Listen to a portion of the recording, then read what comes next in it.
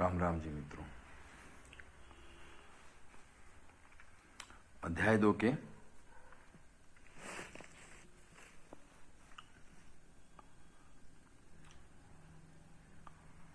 श्लोक 22 में भगवान श्री कृष्ण अर्जुन को समझा रहे हैं।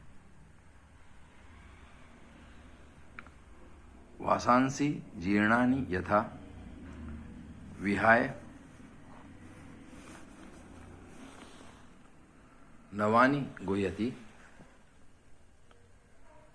नवानि गृह्यति नरः अपराणि तथा शरीराणि विहाय जीर्णानि।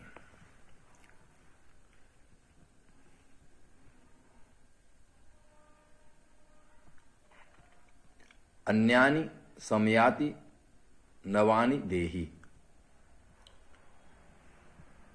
जैसे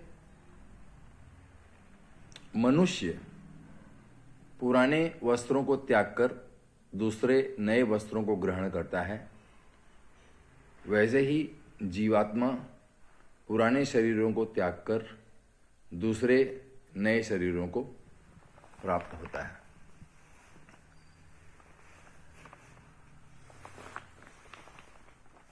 हिंदू धर्म ने इस बात की खोज करी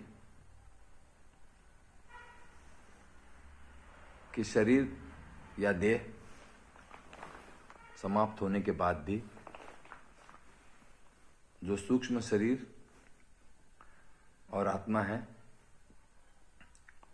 वो दूसरे नए शरीर को प्राप्त करता है, लेकिन उसे प्राप्त करने में कुछ प्रक्रियाओं को अपनाना होता है, जिससे कि वह सूक्ष्म शरीर या आत्मा नए शरीर में प्रवेश करने के लिए आगे बढ़ सके। अग्निदाह के बाद जो सूक्ष्म शरीर है उसे यह पता भी नहीं होता कि पुराना शरीर मृत हो चुका है। वो यही समझता है कि ये शरीर तो अब भी है। उसकी समझ में ये नहीं आता कि लोग वहाँ पे क्यों इकट्ठे हुए हैं, और वो अपने शरीर के आसपास घूमता रहता है। इसीलिए हिंदू धर्म ने दाह संस्कार की प्रक्रिया अपनाई, जिससे कि उस आत्मा को ये पता चल जाए कि पुराना जो शरीर है वो समाप्त हो चुका। और इसी बात को भगवान श्री कृष्ण अर्जुन को समझा रहे हैं कि जो जीवात्मा है वो नए शरीरों को धारण करती है। तो ये जो जीवात्मा है अपने संस्कारों के अनुरूप जो भी संस्कार उसने पाए हैं, अपनी वासनाओं के अनुरूप नया शरीर धारण करती है।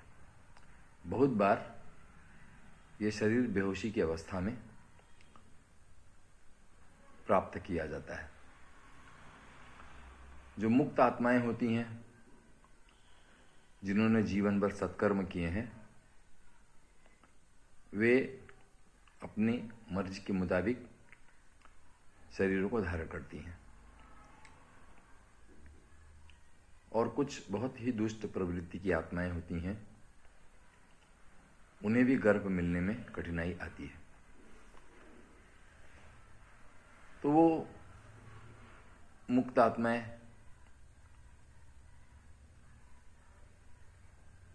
जो बहुत ही अच्छे कर्म करके आई हैं, उन्हें संतों की